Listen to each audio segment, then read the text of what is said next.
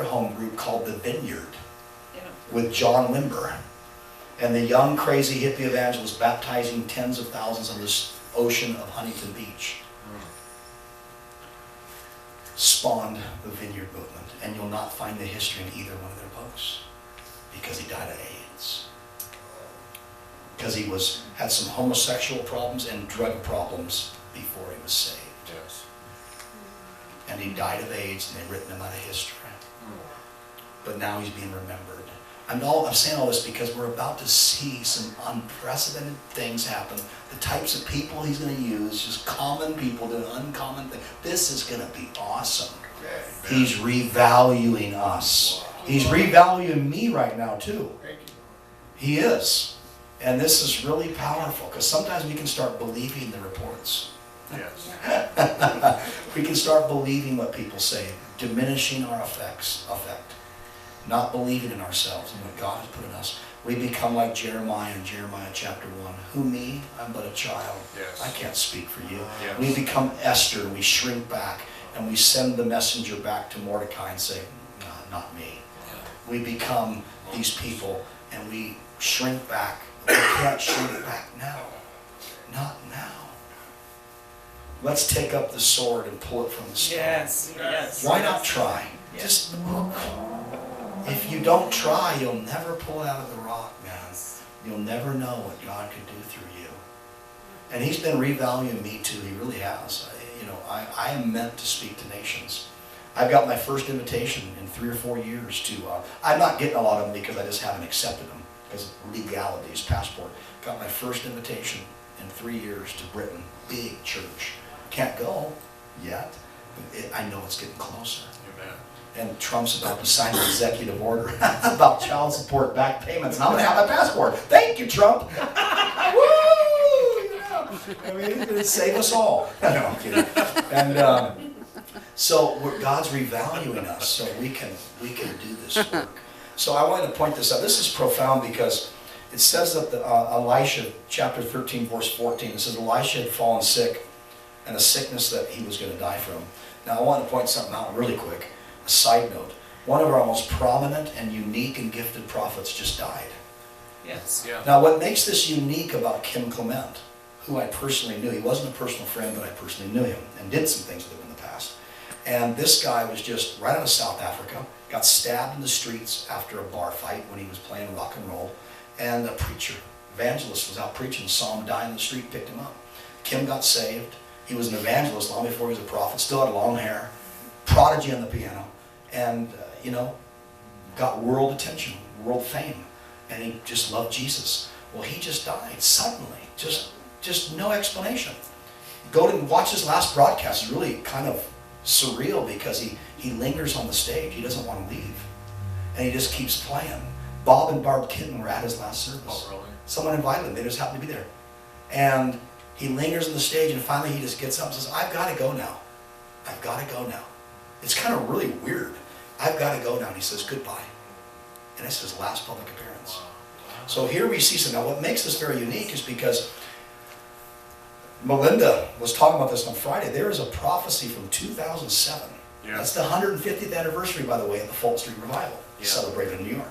In 2007, this Kim Clement guy, who's got a lot of critics too. Anyone that does anything for God is probably going to have critics. Come on, because you're going to miss it sometimes. But I don't think a lot of times you're missing it. You're being misinterpreted.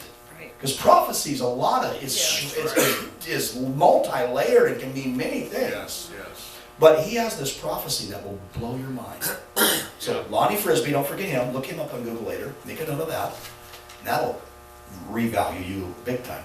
But then look up Kim Clement's prophecy about Donald Trump being president. Yeah. Yes. Yeah. Yeah. He said Holy God- moly, Yes. macaroni. He said God's going to raise up Trump as a trumpet in the land. Yes. Yeah. And they're going to cry, impeach, impeach. Yeah, Yes. yeah. Yes. That was 2 years ago, that one. Yes. Now, now you tell me something. No wonder he called him a false prophet. He had more friends than enemies, trust me. But why? Who would predict Trump in 2007? Right. Trump?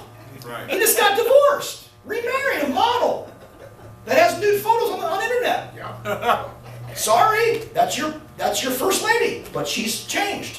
That's right. What? JFK was a womanizer. He had problems too. One of the greatest presidents ever Yes. lived. Yeah. He's the Marilyn first, Monroe. Trump is the first president to confront the CIA since JFK. I'm talking about history is roaring off the pages, but right now no bullet's going to touch him. That's Amen. right. That's The right. beast is being curtailed. The Yes. lion that roars Yes. like a lion is Yes. being muzzled like a lion, the Daniel's lion's den. Because trust me, they want to kill him more than Yeah. JFK. Yes. That's for the record. Come arrest me. Trust me, they want him dead a lot Yes. more than JFK, friend. Yes. Yeah. Trust me. Yeah, But the Lord is muzzling the lion. that's right. Woo! Hallelujah! Yes. And he's revaluing us. So here we have a very similar. So what makes us unique to me, Elisha's dying. And who comes to him? Watch this. And he was dying on his deathbed. And the king, Joash, the king of Israel, came down to him and wept over his face and said, "Oh, my father, the chariot of Israel and the horsemen thereof." So here we have the prophet of God. And we have the king, Joash, weeping over the face of the prophet. My father, what a picture! Profound! Now watch what happens next. It even gets better.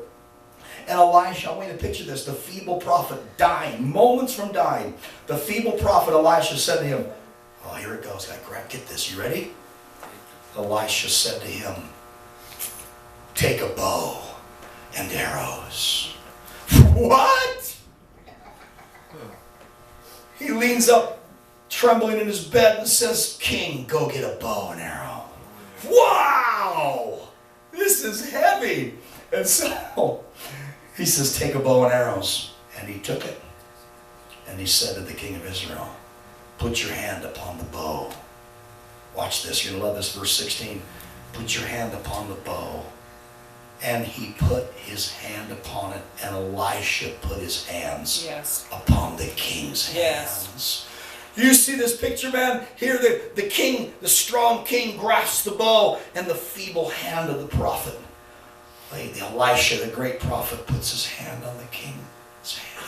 We're about to see the hand of the Yes. prophets upon the hands of presidents and Yes. kings. Yes. We're about to see the influence of the church like we've never seen it in the history of the world. Yes. And it's one thing God told me about this. He said, even on our weakest day, we are still the prophets of God. Yes, Lord. Even in our feeble moments, growing old, Jesus. thinking that we're washed up and burning out, you are still the prophet of God, brother. You are still the man of God. And that hand is being placed on the hand of the king to stabilize it, to make it strong and steady. Yes, Lord. Unbelievable. Now let me pause for effect. Just kidding. The word bow, this is where it gets really good. So you got to understand something. Elisha, even though he's dying, he's probably not in his full form here. This is still a prophet. Yes. Nothing he's saying is out of coincidence. He's not just saying, get the bow and arrow, and by the way, grab that cup over there. I mean, everything he's saying is profoundly meaningful. Right. The word bow, this is going to blow your mind. So we just lost Kim Clement. The crowning jewel of Kim Clement's entire ministry is he had the audacity to prophesy, that president. Do you know that George Bush also called Kim Clement, me to know this, before his election? With the Gore thing and all the votes. Bush called Kim Clement and said, am I going to win? He said, yes, you are. God is putting a burning bush in the White House. Yes. He made a lot of mistakes too, A burning bush. but he made a lot of good things too. There are a lot of things unknown. You read all the kings of the Bible, and they all had evil intentions. They all made mistakes. David killed someone, etc. But God's hand was upon them, and they heard the voice of prophets. Yeah. And then God redeemed things. There's some that haven't. There's some that we just had that were evil. Yes. And God angered the Lord. Yes. Now watch this. So you see the picture of the king and the prophet, the dying prophet. The word bow means kasheth. It's the Hebrew word for strength. My God. It means also, it's twofold. So the bow, get the bow, he said. It means strength. God is giving us strength now Yes. to do what he wants us to do. It also means cruel and hard things. Hard-pressed, severe, stubborn, hard and stiff, dry, burdensome. The things we've struggled against. Severe,